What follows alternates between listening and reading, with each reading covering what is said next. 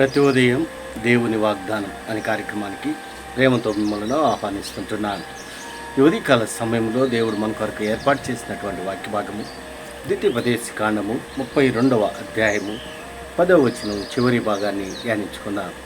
ద్వితీయోపదేశకాండము 32వ అధ్యాయము 10వ వచనాన్ని చివరి భాగాన్ని ధ్యానించుకుందాం.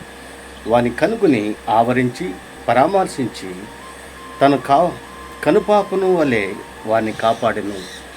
క్రీస్తునందు ప్రియమైన దేవుని బిడ్డలారా, ఈ ఉదయకాల సమయంలో పరిశుద్ధాత్మ దేవుడు మనకిస్తున్నటువంటి వాగ్దానము,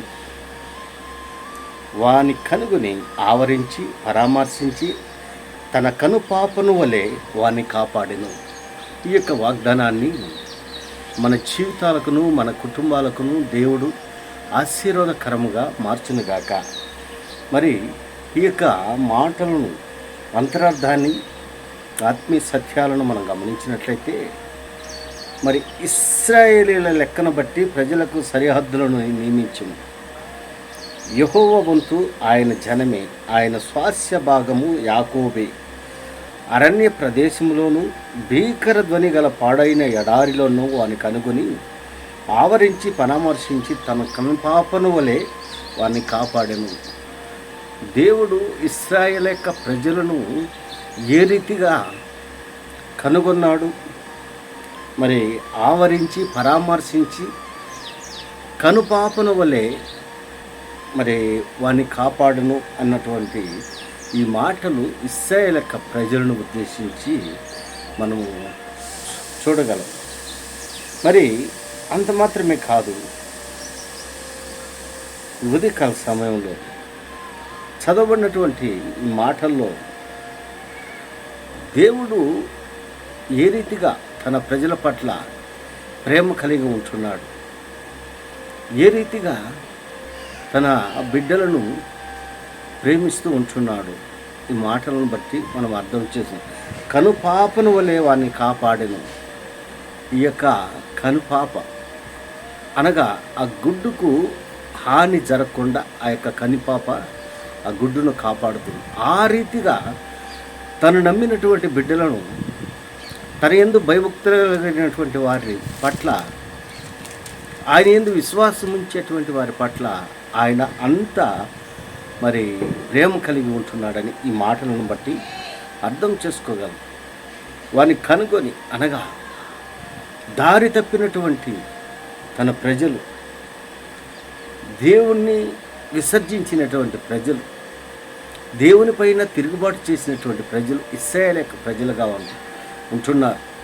మరి ఇశ్రాయేలు యొక్క ప్రజలను ఆయన కనుగొంటున్నాడు, పరామర్శిస్తూ ఉంటున్నాడు. అదే రీతిగా కంటికి కనుపాప వలె వారిని కాపాడుతూ ఉంటున్నాడు. ఆయన నమ్మినటువంటి బిడ్డలను ఎన్నటికీ చేయి వీడనటువంటి దేవుడు. ఎవరైతే ఆయన యందు విశ్వాసం ఉంచుతారో, నమ్మకంగా ఉంటారు, ఆయన ఆరాధిస్తారు, అటువంటి వారి పట్ల దేవుని యొక్క ప్రణాళిక మరి మహా అద్భుతంగా ఉంటున్నాడు.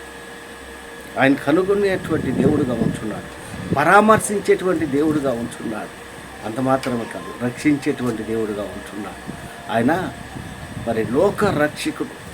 ఈ లోకాన్నే రక్షించేదానికి ఆయన సంసిద్ధంగా ఉంటున్నాడు. ఇశ్రాయేలు యొక్క ప్రజలు దారి తప్పి తిరుగుతూ ఉంటున్నప్పుడు వారిని కనుగొన్నారు, వారిని పరామర్శించారు, వారిని రక్షించారు. దేవుని నమ్మినటువంటి బిడ్డలుగా నీవు నేను ఉన్నప్పుడు, దేవుని పైన తిరుగుబాటు చేస్తూ తిరుగుతూ ఉంటున్నప్పుడు, దేవుణ్ణి విసర్జించి బ్రతుకుతూ ఉన్నప్పుడు ఆయన నిన్ను నన్ను కనుగొన్నాడు. ఈ లోకంలో లోకానుసారమైనటువంటి జీవితం జీవిస్తున్నప్పుడు ఆయన మనల్ని పరామర్శించి ఆయన బిడ్డలుగా స్వీకరించి ఆయన మనల్ని ఏర్పాటు చేసుకుని ఉంటున్నాడు. ఆయన నమ్మినటువంటి బిడ్డను ఎన్నటికి చెయ్యి విడినటువంటి దేవుడు. ఇశ్రాయేలును కాపాడువాడు కునుకుడు నిద్రపోడు అని దేవుని యొక్క వాక్యంలో మనం చూస్తుంటాం. క్రీస్తునందు ప్రియమైన దేవుని బిడ్డారా, మనం ఆరాధించేటువంటి దేవుడు, మనం సేవించేటువంటి దేవుడు, మనల్ని చేయి విడిచేటువంటి దేవుడు కాదు, అనునిత్యము కాచి కాపాడి మనల్ని రక్షించేటువంటి దేవుడుగా ఉంటున్నాడు. ఎంత గొప్ప భాగ్యాన్ని మనము పొందుకొని ఉంటున్నాం. దేవుడిచ్చినటువంటి ధన్యత దేవునికి మాత్రమే మహిమ ఘనత ప్రభావం చెల్లినట్లు దేవుడు ఈ యొక్క మాటలను దీవించి ఆశీర్వదించిన గాక ఆమేన్.